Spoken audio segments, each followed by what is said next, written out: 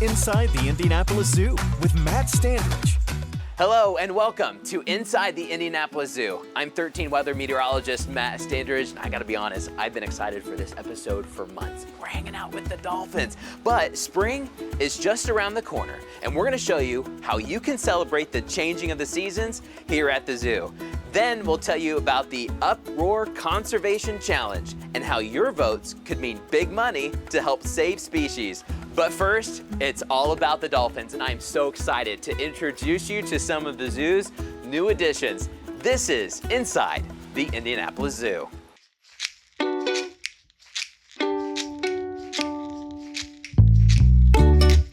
We're here inside the Dolphin Pavilion at the Indianapolis Zoo, checking in on some recent arrivals, some new dolphins calling Indianapolis home. I'm joined by marine mammal trainer Kelly Polisek. Thank you for joining us today. Absolutely. How are the new dolphins doing? They are doing great. They've been here for a couple months now, so they're really starting to settle into their new home and get comfortable with their surroundings, as well as a whole team of new trainers. So we're really happy with how they're doing so far. They have a crazy story on how they came from Florida? Yes, they did. They came from Florida. So actually the Indianapolis Zoo chartered a private flight to get them here. So all of the dolphins were loaded up into some crates filled with water, make sure they're nice and comfortable, and then they traveled via plane to Indianapolis. So along the journey, we had veterinary staff, we had trainers both from Florida that the dolphins already knew, as well as some trainers from the Indianapolis Zoo on the journey with them. That way they had some new faces and some familiar faces, and some vets to monitor them along their journey. And then once they got to Indianapolis, we met them at the airport. We brought them over here to the Indianapolis Zoo, and then we hoisted them into an awaiting pool behind the scenes. So they're adjusting pretty good so far? Yeah, they really seem to be. We've worked really hard to make sure that we are getting to know them. All the dolphins, they have their own unique personalities. So every bit as much as they are trying to get to know us, we're trying to get to know them too. But they seem to be doing really well. Are there some strategies that you have to implement in order to make the transition as smooth as possible? Yeah, definitely. So the most important thing is just spending time with them. We usually do 4 to 5 training sessions every single day with all of them. But even outside of those training sessions, we do play sessions. So we'll bring toys and different enrichment items in order to connect with the dolphins and get to know them more. So that's really, really important in building that trust with them. Have they been able to meet the pre-existing dolphins when they were already here? Yeah, that's a really good question. So they have not met yet. Okay. Right now, we're focusing on getting them comfortable in their new home. And what that also entails is we have 4 pools that are connected via chutes and gate systems. So right now we're working on getting them more comfortable going from one pool to another. That's a brand new setup for some of them, so it can be a little scary. So we want to make sure that they are doing that and they're really comfortable in their new home. And then once they're showing signs that they are, then we will start introducing our pod. So right now they have seen each other. They can see each other through the pools, but they haven't actually met just yet. But once they do, we'll pick out a couple individuals from the pod that was already here that we think might be compatible with them. And then we will introduce them in small groups. We won't introduce all of them all together probably, but we'll use small groups of compatible animals and we'll monitor them 24/7 for the first few days just to make sure they're all doing well. And then we'll go from there. There's really a process. Oh yeah, it's a lot more involved than most people realize. For sure. Yeah. Sometimes the dolphins have been kind of circling around us, wondering what is going on here. Yeah, absolutely. Well, we could probably actually get one of them to join us. Okay, all right. Does Oren want to come on over here? Perfect. Oh, this is awesome. So in just a second here, Oren is going to show on up. He is one of our teenage boys. Here he is, right here. This is Oren. If you want to give him a wave, you can wave at him and he should wave right on back to you. Hi, excellent. Buddy. Yeah. So why don't we do one more fun thing with Oren? Okay. I'll teach you how to ask him for a behavior. So what you're gonna do is you're gonna take both arms over on your left side, and you're just gonna draw a big rainbow over your head towards your right. Okay. Go for it. Okay, so what he's gonna do is he's gonna show off just how athletic he is. He's gonna jump up for us, and there he is. There we go, that was perfect. Awesome. Good job, Oren. Wow, he did so good. Yes, he is a very smart boy. Is he smiling or does he always smile? So, good question. Dolphins, the way their mouth is shaped, it kind of always looks like a smile. They've got that underbite. Most of them have a pretty distinct underbite, but Oren has one of the biggest. So he always looks like he's smiling. So with them getting used to all the other dolphins, but getting used to you as well, Does it take a while for them to learn some of the signals and some of your mannerisms, things like that? Yes, it actually does. So our dolphins, they know over 200 different hand signals and different behaviors, which is pretty cool. That's crazy. However, every facility that has dolphins, they don't use the exact same hand signals. It's not like a universal language. Okay. So with the dolphins that are new here from Florida, they're used to some of their old hand signals. So right now we are in the process of transitioning those hand signals over to ours. So they might know the same behavior, just like you asked Oren to do that jump. Sure. A lot of the ones that are newer, they know that behavior as well, but theirs is on a different hand signal. So right now we're really focusing on training them to go from that old hand signal to the Indianapolis Zoo hand signal. That way they're all on the same page. Does it take a long time? It can, yeah, depending on the behavior. It can definitely take a long time, especially if they're used to one thing and they're trying to learn a brand new thing. But these guys are incredibly smart, so not quite as long as you might think. Well, we're so excited to get to meet them. Make sure you stay tuned because here in just a little bit, we're gonna go behind the scenes and hang out with the dolphins. All right, sounds good. At the Indianapolis Zoo. Thanks, Kelly. Yeah, of course. Spring is almost here. Let's celebrate. Still ahead, I'll give you a sneak peek as the zoo gets ready to transform for the season. Welcome back. We are trying to get more spring weather here in Indiana, at least more consistently. But there's a place where spring is just coming alive here at the Indianapolis Zoo. That's right. I have Olivia Cleary with me, Senior Public Event Manager. Thank you so much for being here today. Of course, happy to be here. Tell me about xZOOberance. xZOOberance, it is a very gray day here today in Indiana, but xZOOberance is really inviting spring back to the zoo. It highlights our horticulture team, which takes all of these beds and plants beautiful spring flowers that are native to Indiana, as well as some animal topiaries, really bringing this pavilion area alive for spring. We have plenty of other activities for families here in the pavilion. We have a DJ and karaoke. Cool. We have, on the animal side, we have goats and chickens. Awesome. We also have therapy dogs daily from our friends at Pause and Think.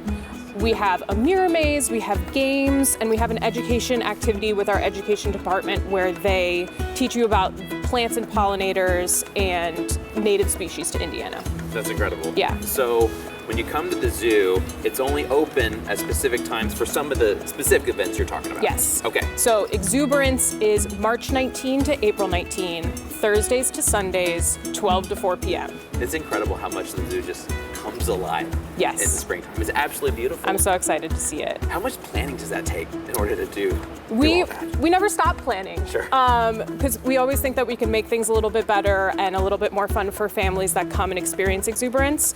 But we start the planning process as soon as xZOOberance the previous year ends. Sure. Yeah. So you'll be able to see, of course, the flowers and everything coming alive, but it's underneath here. That's right. All the big action takes place. That's right. Under the Bicentennial Pavilion is Okay. where you'll see all of the activities, all of the animals for spring. I heard there's also some artwork going on. Can you tell me So about that? on April 18th during the day, we will have a naturally inspired paint out day where there's going to be 18 artists that are selected from a panel, and they will create live pieces of art around the zoo, so not just in the pavilion that day. Cool. Is there a vision? Can they do whatever they want, or is there kind of a vision with some of the artwork? They bring their own artistic styles, and then they will paint based on their location in the zoo. So can you kind of watch as they're... Absolutely. Oh, how cool. Yeah. That's Yeah. awesome. Absolutely. Also, one of the things underneath the pavilion, we have some yoga going on. Yes. But it's a unique yoga, right? You'll get your movement in. There's animal-inspired yoga poses that you can do basically right next to the goats under the pavilion, get a little stretch in, get a little movement in that day. Now, there are some very special days during xZOOberance, right? That's right. Okay. Members can enjoy a preview at 11 a.m. our first day, March 19th. We also have 2 sensory-friendly days, March 29 and April 12th. That's wonderful. Yeah. So when you come into the zoo, hopefully sometime we'll see the tulips popping up. Absolutely. There's a few of them, I think. About 12,000 of them planted in our White River Gardens by our horticulture team. Oh, it's going to be spectacular. Yeah. So make sure you come out to xZOOberance. Thank you, Olivia, Thank you so for much. meeting with us today. Thank you. Still to come, it's a slam dunk to help save species around the world. I'll tell you about the Uproar Conservation Challenge and how you can get involved. Welcome back to Inside the Indianapolis Zoo. As you know, a big basketball event is coming to town, and the Indianapolis Zoo is getting in on the action. They're launching a conservation challenge called Uproar. The goal? To raise awareness for species in need. And I have the perfect person to talk to us about that today, Dr. Nico DeBrun. He's the Vice President of Conservation and Education at the zoo and Director of the Global Center for Species Survival. Tell me about the Global Center and the role that you had in creating this challenge. So the Global Center is positioned really uniquely because we work internationally with conservationists from all over the world. And that really was the inspiration in terms of this particular event as well, is really to pull in conservation work from around the world, not just locally. So this whole challenge is very creative. So tell me how it's so unique. It's so cool. It's really unique in that we following a competition style of voting, pitting species against each other. But I think the most unique aspect is that we're dealing with species here that most people have probably never even heard of. They're little known or even unknown beyond the confines of the conservationists and scientists working on them. So when you're saying these species, are they more animals, insects, aquatic? What do we have? Across the board. So we've really tried to spread the love, so to speak, across the board. Animals, plants, fungi, even from around the world, and again, ones that are in danger, so they are endangered or threatened in some way, but are vitally important in their ecosystems. What are some that you can come up with the top of your head? Because these are some cool species. Yeah, so there are, there's some usual ones, African penguin, of course, that people know, but then there's some really cool ones like a black stinkhorn, it's a type of fungus, a Barbie pagoda. There's all sorts of really weird and wonderful things that you probably have never even heard of. So during this challenge, can we kind of learn about some of these species? Absolutely, and that's really the main point, is for people to gain awareness of what are these species, what do they do in their environments, and so during the voting process, you'll be learning more about these global species that are distributed all over the world.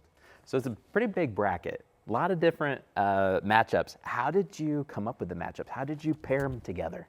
So we wanted to try and get the situation where you don't always have the cute and cuddly coming out on top. Sure. You want to have people learning about all these different species and thinking, hey, hang on a second, that might be cool. Let's vote for that one. And so that you have the matchups in such a way that you kind of spread where things progress through the rounds. So tell me about the voting process. How can we participate in this? It's really easy. You just go to uproarchallenge.com or the zoo socials. Over there, you'll be exposed to two animals or species pitted against each other. You read about them and you vote for your favorite one. And the one that wins goes through to the next round. I'm excited about this. You can vote starting today, right? That's correct. Oh, it's fantastic. And voting is open globally, so there'll be people voting from all over the world.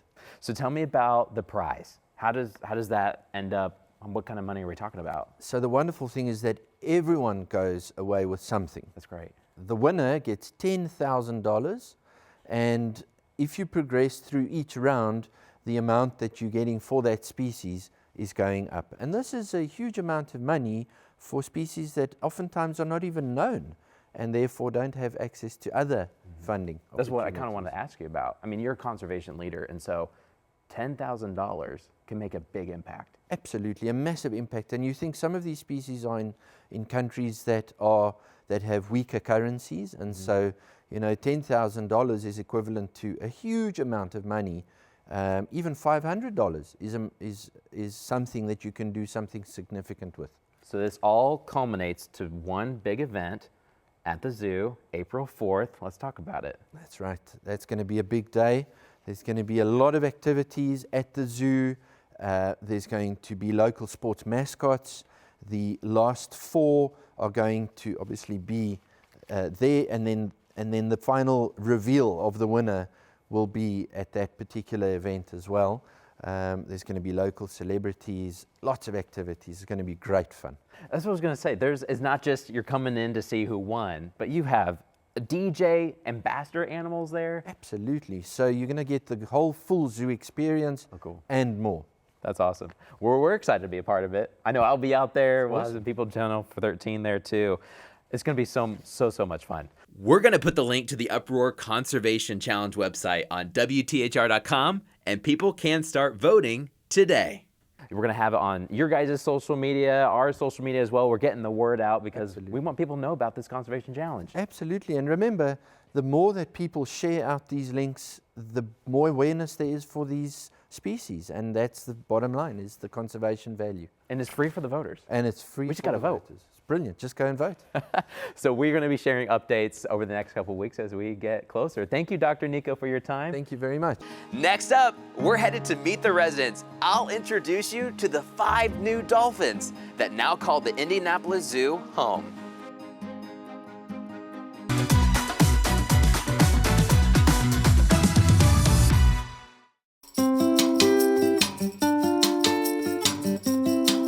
Welcome back. It's the moment we've all been waiting for, our Meet the Resident segment here at the Indianapolis Zoo. Hanging out with the dolphins, hanging out with Kelly Polisek, one of the marine mammal trainers. We're here, by the way, at the Dolphin Pavilion, the Ascension St. Vincent Dolphin Pavilion here at the zoo.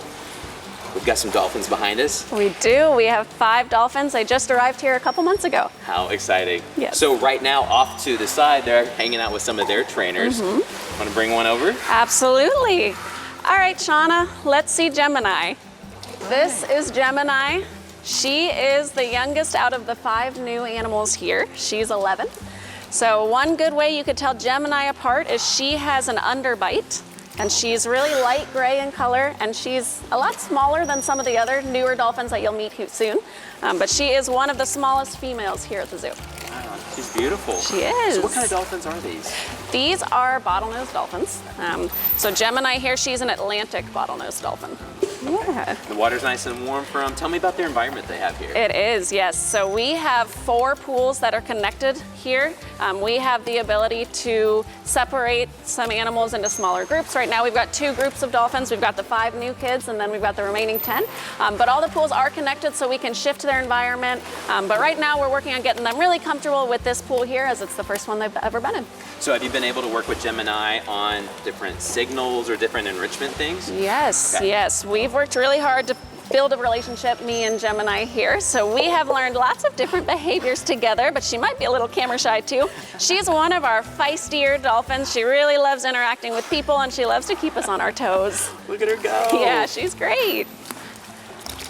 Did she already know that before she came, or is that a new one? She did. She already knew that one, but we are also working hard on training some brand new behaviors with them as well. So have all of them been able to get along together? Do they interact very much? Yeah, so all 5 of them came from Florida. They met each other in Florida, and they were all together at that point, so they already knew each other before coming here, which made the transition easier. Our girls, Gemini that you just met, and Denise, they love to hang out together, so we'll meet Denise next. And then a couple of our boys named Cobalt and Cayman really like to hang out together too. Sure.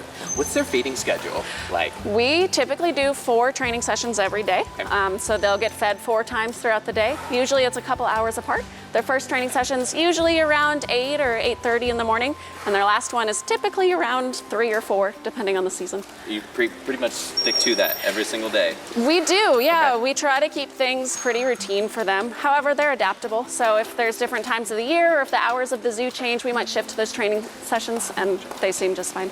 So now we have our next dolphin, Denise. Yes, this is Denise. She is very similar to Gemini. They're very similar in size. Denise is a little bit older. She's about 26 years old, but she's got an underbite just like Gemini. But one really good way to tell Denise apart from Gemini is if you look really closely at the bottom of her chin, she's got a callus there. So that's one great way to tell her apart. How long can they live?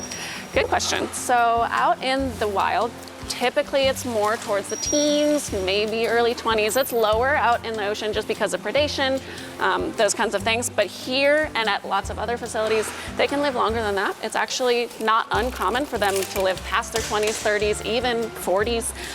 Our oldest dolphin at the zoo here, she is in her early 40s. Wow. They're doing great. Yes. So tell me a little bit about kind of how their body works. They've got the the blowholes that we call, what do you call it on top? Yes, it is called a blowhole. Okay. That's where they breathe from. Okay. But a lot of people don't know that that's actually where they make a lot of their sounds from too. So they make lots of different vocalizations from that blowhole. Do they like to go around a lot? Are they more stationary when we're not with them? When we're not with them, they are constantly swimming. So a lot of times they'll even be interacting with each other or interacting with toys throughout their pool. Let's talk a little bit more about the toys and different enrichment things. Sure. Tell me about that. So we've got lots of enrichment items for these guys. They might look like toys, so they love basketballs, they love buoys, dolphin-sized Kongs. It breaks up their day-to-day, it keeps things interesting for them, and it's really fun for us to be able to make that connection with them. They also have other types of enrichment. We can use a hose to have some different water patterns. We even sometimes will feed them ice or unsweetened, unflavored Jell-O. It's a good way to get some hydration, and it's different for them. And they also have some puzzle feeders that they can work their brains with as well. So we work really hard to create a really fun relationship with them. That's awesome. So are we gonna have another one? Yeah, Okay. let's meet our last female. Awesome. Well, this is Panama. You can tell her apart because she is a lot bigger than Denise and Gemini. So Panama is actually part Pacific bottlenose dolphin, and they are a little bit larger. So that's rare? one good way. So before they came here, we had Atlantic bottlenose dolphins. So that's all the Indianapolis Zoo has had for a while. So it's a unique and rare experience for us to be able to welcome some Pacifics here. While Panama's here, I was gonna ask you, you've been a trainer for several years now. How many years again?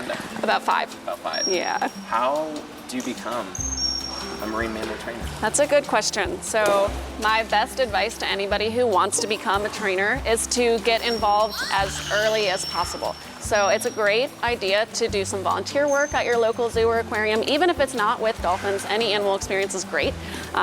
We also encourage everybody to try out some different internships. We offer an internship here at the zoo, and a lot of different aquariums and zoos offer them as well. So that's another really great way to get your foot in the door. I think there are so many kids and adults who wish they could be you. What do you love about being a trainer here at the zoo? Oh, I love so many things. Building a relationship with these dolphins is really amazing. It's something that I can't really describe. Watching them gain trust in us, and when we train new things with them, watching that light bulb go off is really incredible. But I also really love to spread conservation and that message with guests too. So I'm in a unique position where I get to train and work with these guys behind the scenes a lot, but then I also get to do things with our guests and teach them the importance of conservation, which I love. Is there a certain dolphin or a couple dolphins that you interact with the most? That's a good question. All of the trainers here at the zoo work with all of the dolphins, Okay. but some of the dolphins work with specific trainers a little bit more. Yeah. So I heard you say the last 3 girls, so there are 2 guys coming We out? do, yes. We've got 2 male dolphins that also joined our pod. Cayman, he's smaller, just like Gemini and Denise. He is an Atlantic bottlenose dolphin. Okay. So here he comes on over here. So Cayman, as you can see, he's being a little bit shy. He's a little bit more reserved. Sure. And so I'm not 100% surprised that he's hanging out back there, and that's okay. He's never seen these cameras before. However, there might be some other dolphins like Gemini who seems to have no problem and show right up. So some of them are more reserved. Some of them are a little bit more playful. Some of the dolphins really love some low-key things like back rubs or belly rubs, but then other dolphins might love the higher energy behaviors. So they're all very unique. What do they love There in your he pail? is. What do you have in your pail? I by the have way? fish. Fish, So okay. anytime we're doing our training sessions with them, there we go. We feed them fish. So this Yeah. is a capelin. It's one of the Okay. fish that they get here at the zoo, but they Awesome. also get herring and sardines. Do they like one better than the other? For the most part, they don't seem to mind, but occasionally we'll see some preference. So that puts us at one more new One dolphin here more, at the zoo. yes, his name is Cobalt. We'll see Cobalt. So you'll notice as Cobalt comes over here, he is larger. He is the largest dolphin in our pod now. Okay. And he is a hybrid as well, just like Panama. So he is part Pacific bottlenose dolphin, hence the size. And he is actually Panama's son. So we have a way. mother-son pair here. Oh, how cool. Yes, but another way you can tell Cobalt apart is if you look really close at his mouth, he's got some white spots. That's a really good example of how we might tell the individual dolphins apart. A lot of them have very unique physical traits, just like those spots on his mouth. Would that be a birthmark, or do dolphins develop spots over time? How does it work? Both. So sometimes they might have certain markings when they're born. Others might develop over time. That's cool. Yeah. So is there any kind of patriarch structure to the dolphins? Do they look towards the biggest one? Anything like that? Yes, so dolphins, they are a very social species. So they're actually a matriarchy. Yes, matriarchy. yes. Okay. However, there are different dominance levels within the males as well. So Cobalt here, he's a little bit more dominant than Cayman, who you saw earlier. And that's ever changing. As they are getting older and bigger, that could change. Sure, sure. Okay, this is an interesting question because we're inside. Every time we meet an animal, I have to ask, because I do the weather, if they were in charge of the 7-day forecast, what would they want? I mean, they got the water. Yeah, so their water temperature, it's good if that's pretty constant. Sure. But another thing that could impact the dolphins out in the ocean is some of those bigger storms. So hurricanes, they could impact the dolphins. It is not uncommon for a dolphin to become stranded or separated from a pod if there's really high level winds like those hurricanes. And so that would be one cause for concern. So my guess is they would love those clear sunny skies. Oh yeah, I think There he he smiled is. about Yeah. that. See, he agrees. He does. Well, How maybe Cobalt could show off one of those noises out Okay, of that yeah. blowhole. Let's try. Yeah, so what you're gonna do is you're just gonna make like you're a monster at him. Just like this. There we go. And that's a really good example of the different sounds they can make, and it's all coming from that blowhole. How cool. Which- Does that sound mean something different compared to some other sounds that they're making? Yeah, so they know lots of different sounds. He could make another one, just like that. So I don't know exactly what all of them mean, Sure. but they do seem to mean different things. A lot of times the dolphins will make a high-pitched squawking noise. Once they see us, it seems to be somewhat excited. They also make clicks, which is really similar to their echolocation. They also each have their own very unique whistle. So all dolphins have their own signature whistle, kind of like their name. It's their whistle. So that's one really good way that they can tell each other apart. So we met the 5 new dolphins. So as they get, you were saying, more acclimated to things, and eventually more and more folks, when they visit the zoo, they can see them as well. Absolutely, yes. The goal is to get them nice and comfortable in their new home, and then we will start introducing them to the rest of our current pod. And then absolutely, it would be wonderful for guests to meet them. We've had a lot of fun. I've had a lot of fun. Hopefully you've had some fun too. Absolutely. Hopefully dolphins have had some fun. Make sure you join us next time here on Inside the Indianapolis Zoo on WTHR+.